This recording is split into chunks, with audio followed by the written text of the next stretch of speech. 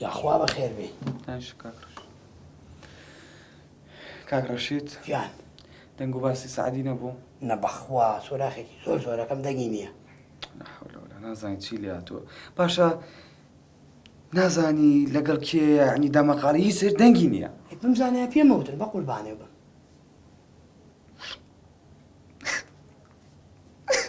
هو بۆ گرێڵە لە تەعزیایی. کاک ڕەشید کاک سعدی هەموو شتێک بوو بۆ من بۆنی باوکمی لێ هاتە ماڵەوە وامزانی باوک بە کورە ماڵا بێت تۆ بۆ باوکی خۆی نەگریاویسە بۆ سعدی ئەگری وەڵڵا بۆ پارە ئەگری پارە. کاک ڕەشید بەڵێ ڕاستم پێ بڵێ خۆ نەتفرانەوە کورە کاکە مێشکم مەتەقێنە سعدی سەرۆ کۆمارە سعدی تاجرە ئاخر بۆ سعدی ئەفرێنم کاکە. ئەی چی لێ هاتووە عەرز قوتی داو زەلامە من چوو بزانم. کۆتازار کێ بینیت کۆتاجارت پێت ناڵێم هەر ئەمڕۆ لە دوکان ڕوویتە نازانم چی لێ هاتووە. ڕاستم پێ بڵێ کاک ڕەشید ئێ ئەگەر شتێکت کردو پێم بڵێ من بۆت حەلەکەم کورە کاکە بۆ خاتری خوا کورایی داوای بێداد وەڵڵا من پێت دەڵێم هیچ نەبووە هیچ نەبووە. دڵنیای دڵنیا هەر نازانم لەکوێ بمزانە لەکوێ ئەچووم بۆ لای. دڵنیای لەوەی کە هیچ سۆراغێکی سعدی نازانی کورە من پێت دەڵێم وەڵڵا بمزانە لە هەر کوێیە ئەگەر لە ئەوروپاش بێت چوومە مێنایەوە. باش ئەگەر تەلەفۆنکەم بۆ پۆلیس مەسەلەن خۆمەیکەم بێمنەتم لێت.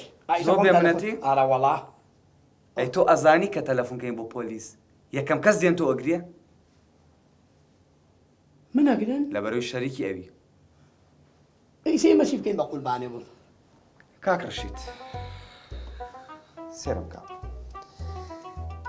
جوان پێم بڵێ کە سعدیت بینی چیتان کرد چیمان کرد دانیشە کاک ڕەشید ئەڵێ زافی تحقیقی چی دانیشم کاکە گیان سعدیم بینی و لێرە ڕۆی و تەواوی تنەوەزام چووە بۆ کوێ ناگام لێتی پێش ئەوەی بڕوە چیتان کرد چ بەزمێ بوو بۆم باسکە کورە کاکەم پێت دەڵێم هیچ نەبووە دەبابە بیبڕەوە بۆ خاتری خوا ئەی دۆزینەوە ئینشەڵا لێرە بوون بیرت کەوێتەوە مناقەشەیەک شتێکتان کردبێ ئەرێ کاکە تۆ زۆر سەیری بۆ خاتری خوا بۆ خاتری پێغەمبەر ئەرێ تۆ کەی ئەبی بە بەشەر کەی گوێ لە خەڵکەگری کاک ڕەشید ئەمە قەزێمان و نەمانە کاک سعدی دار نەماوە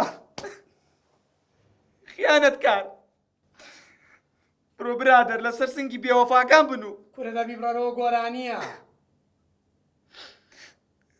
چ ویژدانێک تێتۆ کافر کاکە گیان یەک شتێ با پێ بڵێم چییە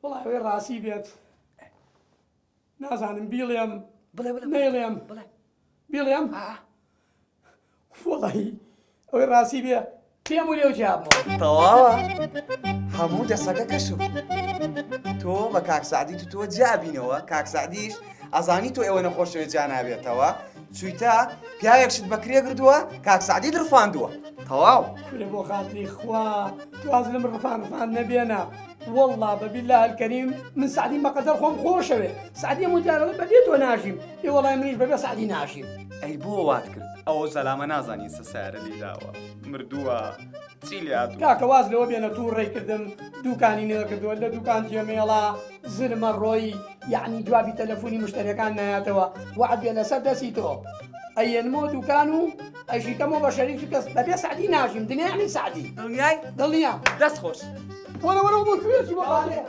ئێوەرە خۆمان تەوانێتمانەیە کاکە لا حول ولا قوة إلا بالله من چۆن تووشم بۆ خاتری خوا بۆ خودایی زۆر دەترسێم هاکانیە پۆلیس لە دەرگایدا و هەومانیان ڕاپێچ کرد تو بۆ نوقلانی خراپ لێ ئەی بۆچی ئەگیری شتێکتان پێ برێم بۆ خوانیە هەموو خەتای کوڕەکەی گۆ بوو هەر یەک زلانێ لە مێکسەری ئاشکرا دەکەم درێ نییە هەمووی بێژم بوو ئەو پەندەی بە مندا کاکەم کابراش یا سایبە مەغەڵەت و بەڵەتی ناکەم لا وەڵڵا فڕاندن و مڕاندن و بابۆ زۆر خەتەرە ئەلو کاکە چۆنی؟ ئەلو کاکە گیان چۆنی؟ ئەلو لیمۆ گیان چیو کرد؟ هەمووشت تاو یعنی تەواو هەلە کرد؟ کاک ڕەشیدم قەناعەت پێهێنا یعنی تەواو واش دەبنەوە؟ تەواو ئاشتا بنەوە بە سەزانی چی بکە؟ إيه. 5 دقه 10 دقەی من ئەچمە سەرەوە تەلەفۆن بۆ کاک ڕەشید بکە بڵێەوە سعدیمان دۆزێەوە. تەواو خەمەنەوەی کاکەگیان دێ خوا حافیز.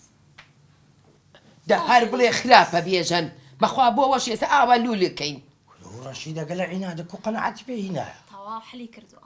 ولا بزنە قوتەها وڵا میرە کورە چ دروست کردیە ها چی وڵڵانیە ئی هەندێت و خەڵاتی نۆبڵ وەگری هەم ئەکتەرەشی چاک هەم کوڕەکە و کچەکەشت دێ بەڕاستی وەچی خۆن عاقلن